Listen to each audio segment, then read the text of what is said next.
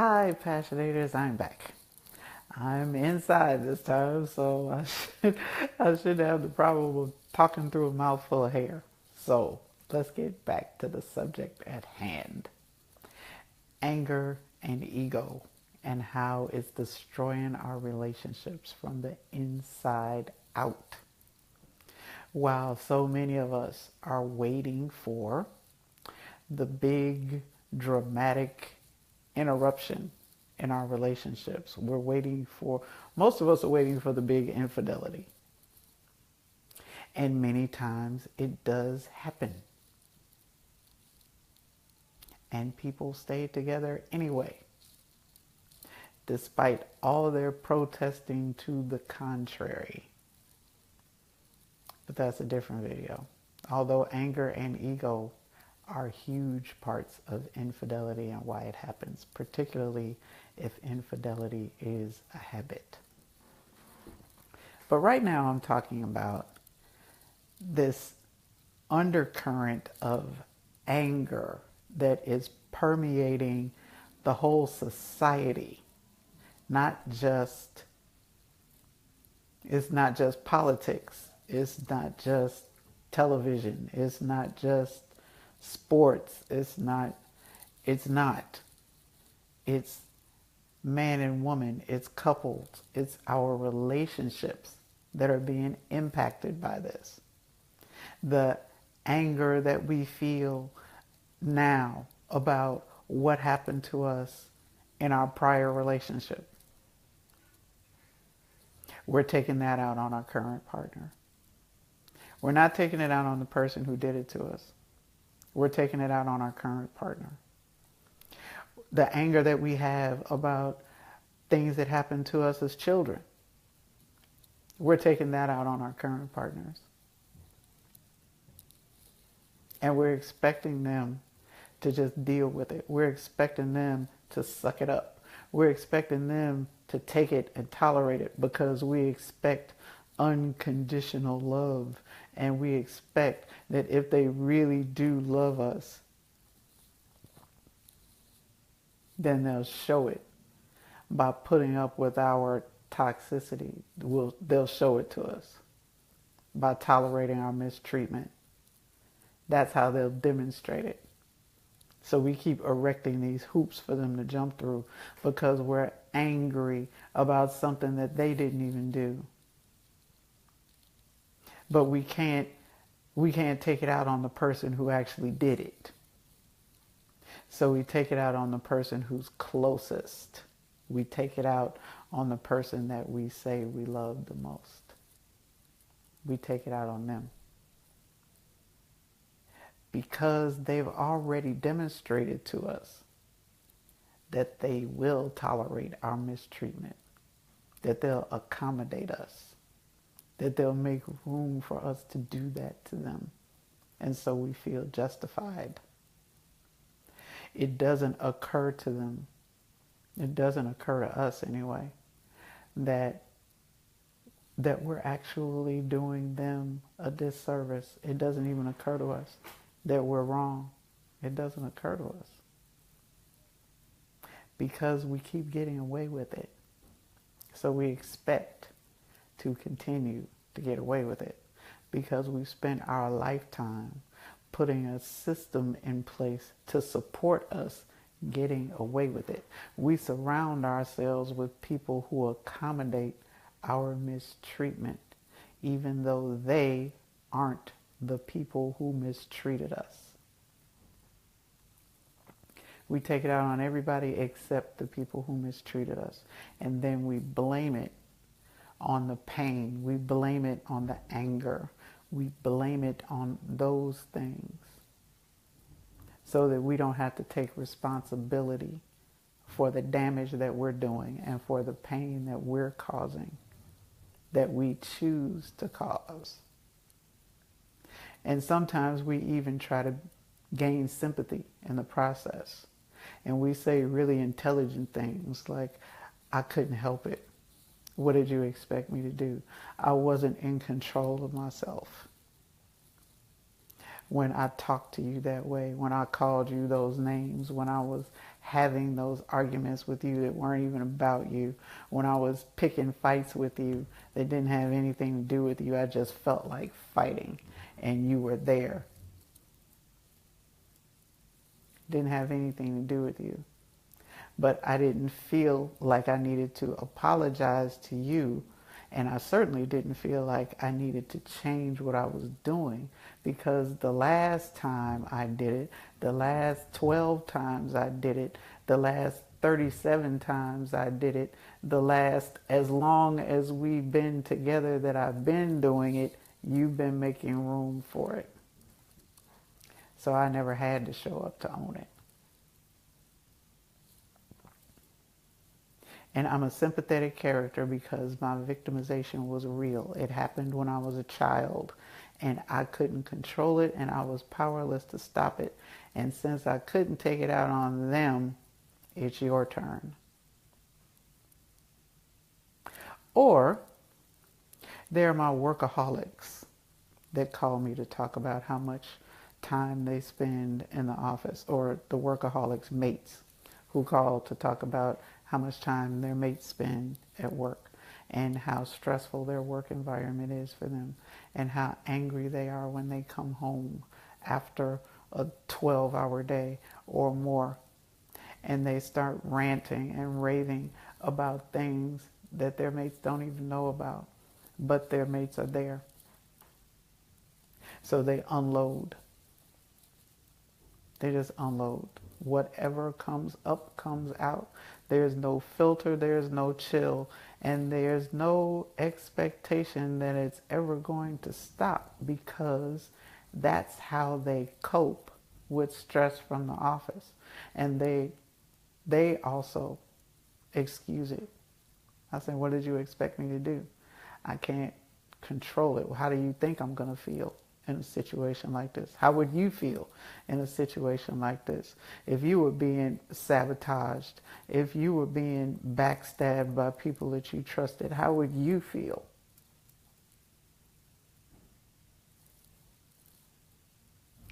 And so they feel justified. They feel justified in their anger.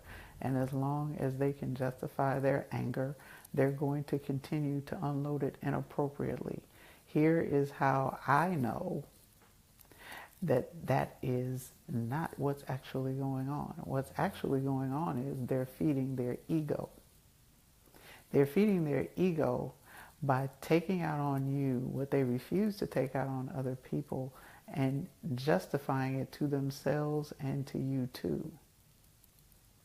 They're doing it because they think they deserve it. They deserve to be able to unload. They deserve to be able to go off. They deserve to be able to do whatever it is they're doing. They deserve that. That's their ego. That's their ego. And that's what you're there to feed for them. It's not about you personally, because they would do the same thing if you were anybody else. So even though it feels personal because you're the one who's taking it, it's not personal. Because if you were somebody else, they would be doing exactly the same thing. If it was about you, then it would be about something that you did or something that you didn't do. But because it isn't, it's just this general garden variety unloading. You're the one place they feel powerful. You're the one place they can maintain the illusion of being in control. Since they can't seem to control themselves, they have to control somebody. And it's so much more enjoyable. It's so much more entertaining. It's so much less painful to control you than it is to control themselves. Anger and ego are tearing apart our relationships from the inside out. Before we ever introduce other people, before we ever introduce addictions, before we ever introduce anything else that tears couples apart from the outside, many of us do it from the inside with the way we handle anger and ego. Because at the end of the day, we got into the relationship in the first place to fulfill our egos. There was a need in our ego to gain control, to get what we wanted by the most, we were taking the path of least resistance to what we wanted. And that relationship was the path of least resistance. So if I had to manipulate my way into it, it was easy to figure out. Path of least resistance. If I had to lie my way, no problem. I know how to do that. I've been doing it since forever, for years, before they even showed up. It's the path of least resistance. And there's so many other ego voids that people attempt to fill with their relationships. I couldn't put them all in this video if I tried. But those were the two that were on my mind tonight. And I just wanted to put it out so that other people in the same situation could have a chance to maybe think about it in another way. But if you're going to go on to have a healthy, happy, loving, lasting relationship, understand that you can't continue doing what you've been doing. That the problem isn't that other people don't want to tolerate what you're doing. The problem is what you're doing and why you're doing it. And until you come up with a healthy way to cope with your very real anger and your very real betrayal and your very real hurt and pain, that you will continue to bleed into your relationship and into every other area of your life. And it won't be their problem. They can't stop the bleeding. You are the only one who can do that. And you can't do it until you're ready to be honest about it. Until you're just ready to own it. To call it what it is instead of what it isn't. To call it what it was instead of what you wanted it to be. To recognize that your expectations were unreasonable and to rewrite your expectations so that they are reasonable. And that's a process. None of it is overnight. You didn't get to where you are overnight. And you won't get out overnight. But that doesn't mean it's impossible to rewrite your relationship. You can still write a new love story. You just have to commit to being honest. And the rest, once that happens, the rest is very doable. But stop lying to yourself and lying to other people about why you're doing what you're doing, about why you are the way you are. Stop lying about it. Own it. Just own it. Here's the deal.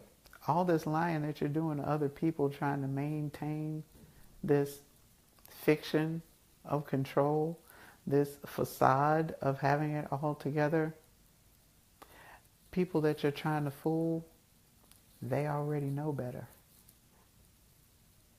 It's not working.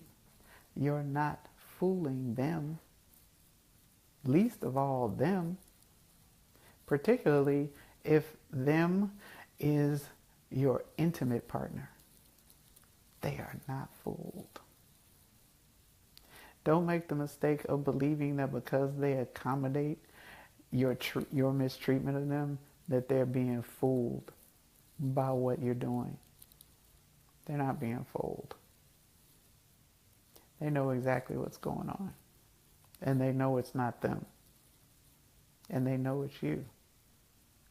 And they also know that that front door swings both ways. And they know that just because they've been there doesn't mean they have to keep being there. They know that too. Just something to think about. Until your anger and your ego are no longer making decisions for you, your relationships will continue to suffer. That's why you cannot let your emotions think for you and expect to have a healthy relationship. Emotions do not think. It is not what they do. They show up, they do what they do, they ask no questions, they take no prisoners. They just show up. They are what they are. They're great indicators. They have no logic. They have no discernment. They have no capacity to anticipate consequence. They have none of that. That's what your logic is for. And until you start making decisions from your logic and taking indications from your emotions and learning how to bridge the two, your relationships will continue to suffer. For tonight, I guess I'm finally done. Unless there's something else that you want to talk about right now. I'm trying really hard to keep these videos short because they do kind of fall out of the sky and interrupt your day. And I'm trying to be respectful of your time and still leave you something useful to consider. And since these are the kinds of things that people write to me about, or they call me about, or that I'm often consulting about, I just thought that maybe there were other people who would be interested in knowing about it as well. So, for tonight, I think I'm finally finished. I think so. But I will be reading your comments and responding, so feel free to leave some. And if you'd like to share, by all means, hit the share button and spread the word to others that I can't reach on my own. I'll reach everyone that I can, but if you can help me reach more, that would be awesome. For now, have a great evening. Get rest. Have a slow dance if you can squeeze one in. Do something that feeds your soul tonight. And do something loving to expand your heart. It doesn't have to be anything big. A well-placed text message could start a conversation that could rewrite your whole outlook. So give it a try while you still can. And if there's anything you want me to talk about later on, let me know. Thanks for coming back and for hanging with all my technical difficulties. I look forward to talking to you again soon. So rest well, Passionators. For tomorrow, we rise to love one more time. I love you totally. Bye-bye.